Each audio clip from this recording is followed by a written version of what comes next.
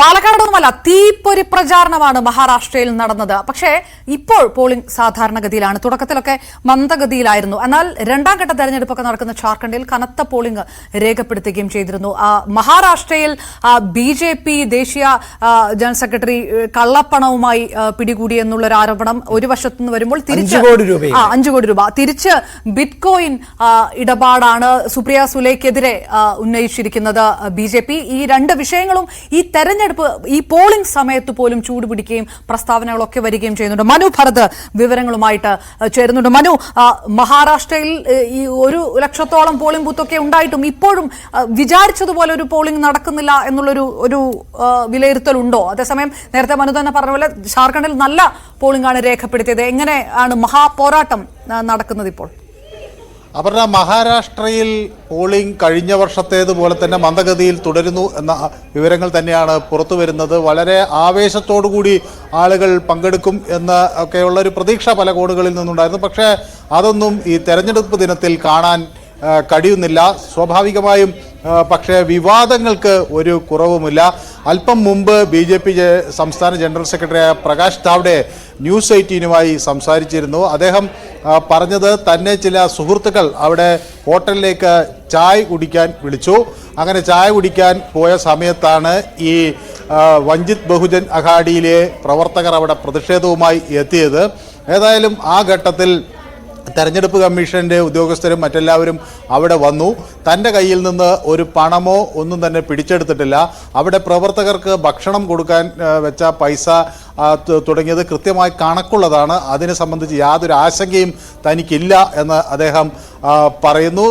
തനിക്കെതിരെ വ്യാജ പ്രചരണമാണ് നടത്തുന്നത് എന്ന നിലപാടാണ് അദ്ദേഹം സ്വീകരിച്ചിരിക്കുന്നത്. പിടിച്ച അവിടെ നിന്ന് BJP പ്രവർത്തകരുടെ കയ്യിൽ നിന്നെടുത്ത പണം, അതിന് കൃത്യമായ തെരഞ്ഞെടുപ്പ് ചെലവുകൾക്കായി വെച്ച കണക്ക് അതിനുണ്ട് എന്ന് അദ്ദേഹം വ്യക്തമാക്കുകയും ചെയ്യുന്നു. ഏതായാലും പക്ഷേ ഇത് അംഗീകരിക്കാൻ കോൺഗ്രസോ അതുപോലെ NCPയോ ഒന്നും തയ്യാറാകുന്നില്ല.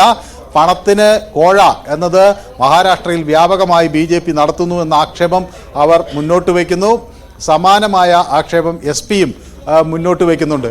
അതേസമയം BJP ആകട്ടെ ബിറ്റ്കോയിൻ വിവാദമാണ് അവർ പ്രധാനമായും ഉയർത്തി കാണിക്കുന്നത്. ബിറ്റ്കോയിൻ ഇടപാടുകൾ 2018-മായി ബന്ധപ്പെട്ടൊരു കേസിലാണ് വരുന്നത്. അന്ന് ജയിലിലായ ഒരു ഉദ്യോഗസ്ഥനുമായി ബന്ധപ്പെട്ട് ചില ഫോൺ സംഭാഷണങ്ങൾ പുറത്തു വന്നിരുന്നു. ഈ ഫോൺ സംഭാഷണങ്ങളിൽ ഒരു ഗൗരവ് മേത്തയെക്കുറിച്ച് പറയുന്നുണ്ട്. ഈ ഗൗരവ് മേത്ത സുപ്രിയ സുലെയുടെയും അതുപോലെ കോൺഗ്രസിൻ്റെ മഹാരാഷ്ട്രയിലെ അധ്യക്ഷൻ നാനാ പട്ടോളയുടെയും ശബ്ദങ്ങൾ ഈ തെരഞ്ഞെടുപ്പ് പ്രചാരണത്തിന് പണം ആവശ്യമാണ് എന്ന് പറയുന്ന തരത്തിലുള്ള ശബ്ദ സന്ദേശങ്ങൾ പുറത്തുവിട്ടിട്ടുണ്ട്.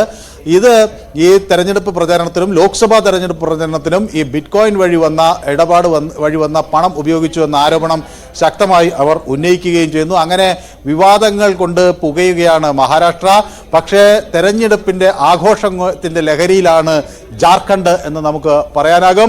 കാരണം ജാർഖണ്ഡിൽ കഴിഞ്ഞ തവണ 69% പോളിംഗ് ഉണ്ടെങ്കിൽ ഇത്തവണ ഏറ്റവും ഒടുവിൽ എനിക്ക് ഫലങ്ങൾ ലഭിക്കുമ്പോൾ 47.92% പോളിംഗ് നടന്നിരിക്കുന്നു എന്നതാണ് വ്യക്തമാകുന്നത്. അതിൽ പല ജില്ലകളും ഗോഡ, അതുപോലെ പാക്കൂർ, രാംഗർ, റാഞ്ചി തുടങ്ങിയ ജില്ലകളിലെല്ലാം 50% മുകളിൽ പോളിംഗ് നടന്നു എന്നാണ് വ്യക്തമാകുന്നത്. ഈ പാക്കൂർ എന്നൊക്കെ പറയുന്നത് ജാർഖണ്ഡിൻ്റെ ഏറ്റവും അതിർത്തിയിലുള്ള ബംഗാളിനോട് ചേർന്ന് കിടക്കുന്ന ജില്ലയാണ്. അവിടെ ഏറ്റവും ദരിദ്ര ജില്ല എന്ന് വിളിക്കുന്ന സ്ഥലത്ത് ആണ് ജനങ്ങൾ വലിയ ഉത്സാഹത്തോടെ പോളിംഗിലേക്ക് പോയിട്ടുള്ള ഈ പാക്കൂർ ഒരു ശ്രദ്ധാകേന്ദ്രമായത് ദരിദ്ര ജില്ലയാണെങ്കിലും അവിടുത്തെ സ്ഥാനാർത്ഥി അഖിൽ അക്തർ 400 കോടി രൂപയാണ് അദ്ദേഹത്തിൻ്റെ ആസ്തി എന്ന് വെളിപ്പെടുത്തിയപ്പോൾ ദരിദ്ര ജില്ലയിൽ വലിയ സമ്പന്നനാണ് മത്സരിക്കുന്നത് എന്ന തരത്തിലൊക്കെയുള്ള വാർത്തകൾ അന്ന് വന്നിരുന്നു.